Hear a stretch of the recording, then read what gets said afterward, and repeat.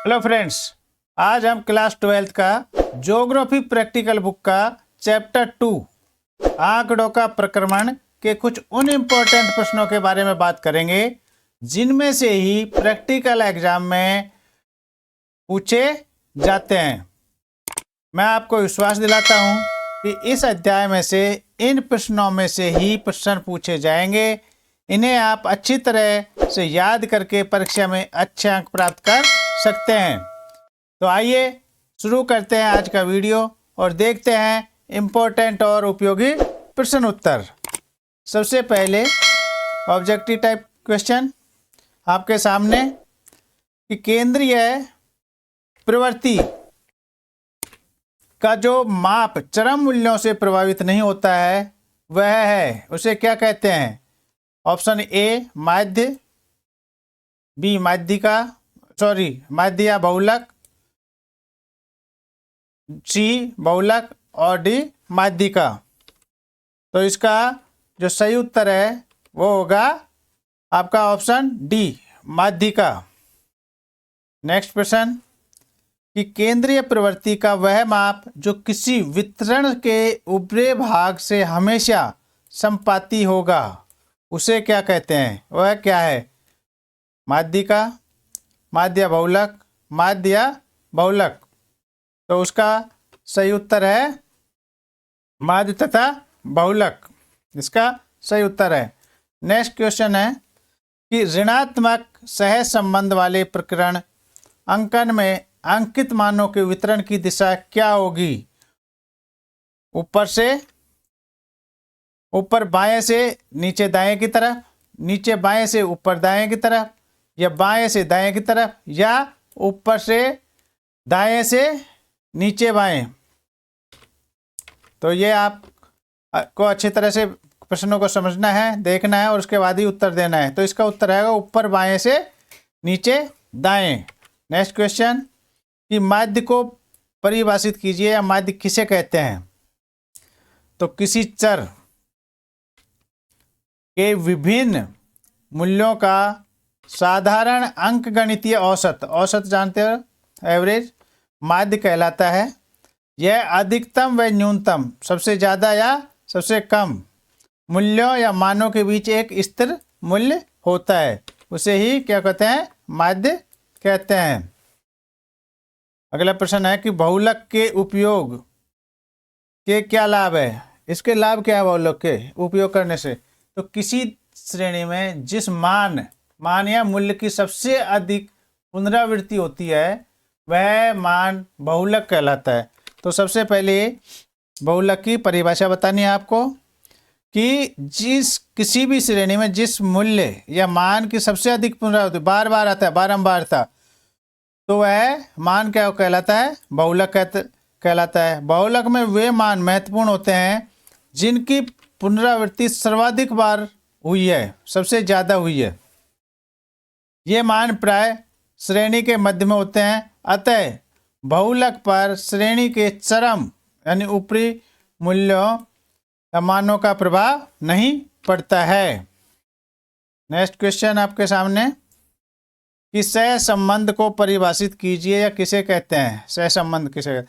तो कुछ भौगोलिक परिघटनाओं के परिणाम ज्ञात करने के लिए दो या दो से अधिक चरों के बीच साहचर्य या संबंध अथवा पारस्परिक निर्भरता होती है, उनकी प्रकृति, दिशा व गहनता का अध्ययन ही क्या है? सह संबंध है।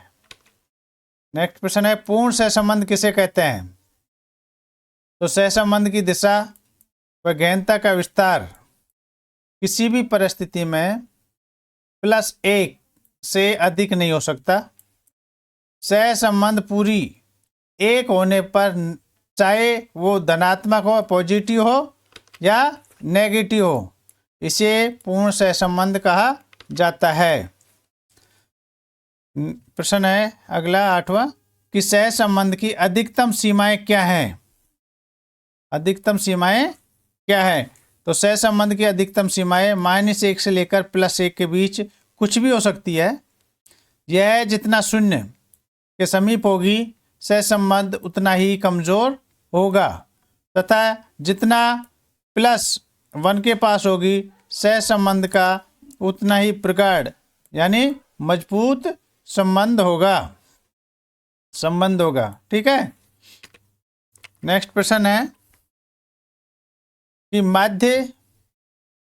माध्यिका तथा बहुलक की उपयोगिता का वर्णन उनके गुण व दोष के आधार पर कीजिए कि इनके क्या गुण हैं और क्या दोष है, इसके आधार पर आपको बताना है। तो सामान्य वितरण में माध्यिका तथा बहुलक का मान समान होता है। क्या होता है? समान। किसमें? सामान्य वितरण में। अधिकतम आवर्ती का मान वितरण के मध्य में होता है। मध्य बिंदु से आधी इकाई ऊपर तथा आधी नीचे होती है और अधिकतर इकाइयां वितरण के मध्य में अर्थात माध्य के निकट होती हैं। पांचवा है कि अति उच्च, सबसे उच्च तथा अति निम्न यानी सबसे ऊपर लार्ज और सबसे निम्न स्मॉल मूल्यों की बारंबारता का बंटन बहुत ही कम होता है और सामान्य वितरण वक्र की आवर्ती घंटाकार वक्र जैसी होती है क्योंकि यह वक्र सम्मति होती है। तो ये वर्ड थोड़े अलग हैं, तो इनको आप बार बार पढ़ोगे तो आपको समझ में आ जाएगा। यदि आंकड़े विषम अथवा विकृत हो तो माध्यिका तथा बहुलक संपाती नहीं होंगे। सामान्य वितरण वक्र की सहायता से केंद्रीय प्रवृत्ति के तीनों मापों की तुलना आसानी से की जा सकती है। नेक्स्ट क्वेश्चन है कि प्रकीर्ण का कौन सा माप सबसे अधिक अस्थिर है तथा क्यों है? ये प्रकीर्ण को मापने के लिए अनेक विधियों प्रयोग में लाई जाती हैं, जैसे विस्तार, चतुर्थ विचलन, मध्य विचलन, मानक विचलन, विचलन गुणांक तथा लॉरेंज वक्र आदि।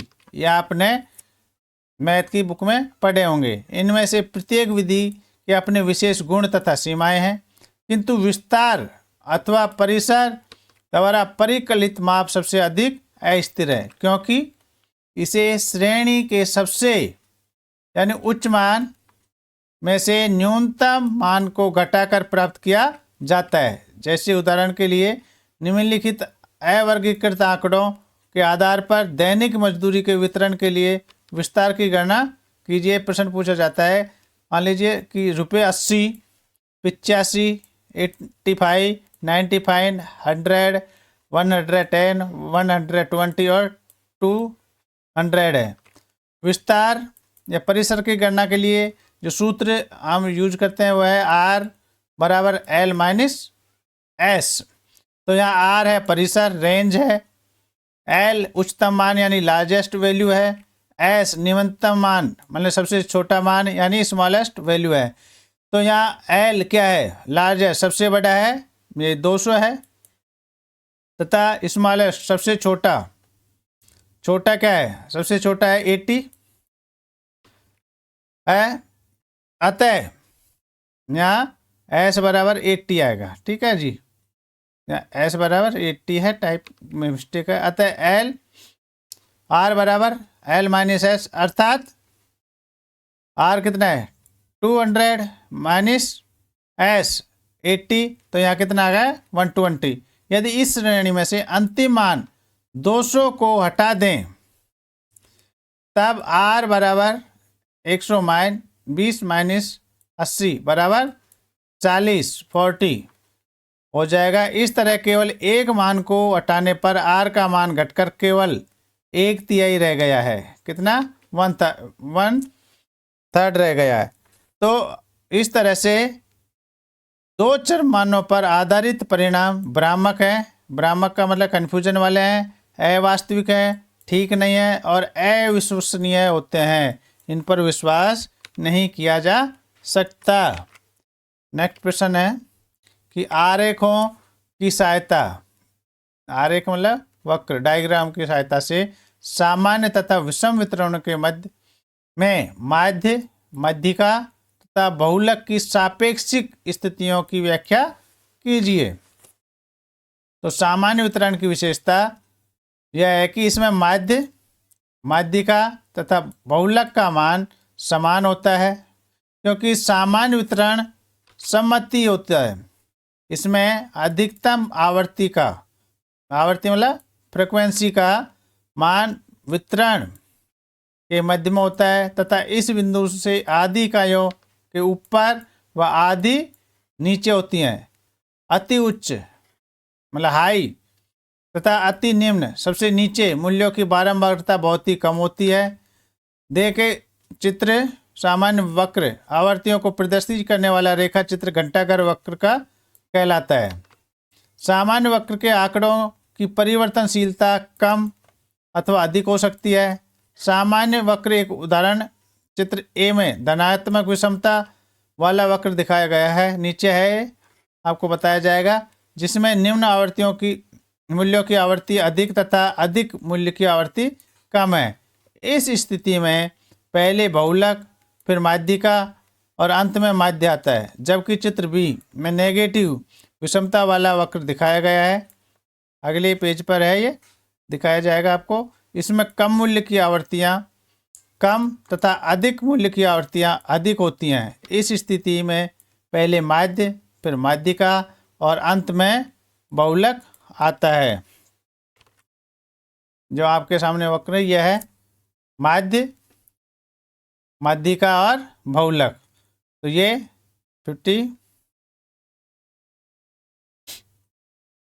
इस तरह से। नेक्स्ट यह है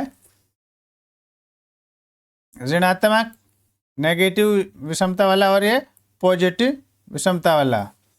तो यहाँ ये मान दिया गया 5, 1, 15, 20 और 25। इसी तरह से 5, 10, 15 और तो यह है माध्य, यह है माध्यिका और यह है बहुलक। इसी तरह से पॉजिटिव में 5 ये बहुलक है, ये माध्यिका है और ये माध्य 10 ये माध्य है। तो इस तरह से आज जो प्रैक्टिकल का चैप्टर 2 आंकड़ों का प्रक्रमण, इसके जो प्रश्न हैं इन्हीं में से प्रैक्टिकल एग्जाम में पूछे जाएंगे। आप इन्हें अच्छी तरह से याद करके परीक्षा में अच्छे अंक प्राप्त करेंगे, ऐसा मुझे विश्वास है। यदि आपने अभी तक हमारे चैनल को सब्सक्राइब नहीं किया है तो आप चैनल को सब्सक्राइब करें, वीडियो को लाइक करें और बेल आइकन के बटन को दबाएं, जिससे आपको इस तरह के और भी इम्पोर्टेंट और उपयोगी वीडियो मिलते रहें। मैं आपके उज्जवल भविष्य की कामना करता हूं और आशा करता हूं कि आप परीक्षा में अच्छे अंकों के साथ सफलता प्राप्त करेंगे। Thank you for watching my video. Have a nice day.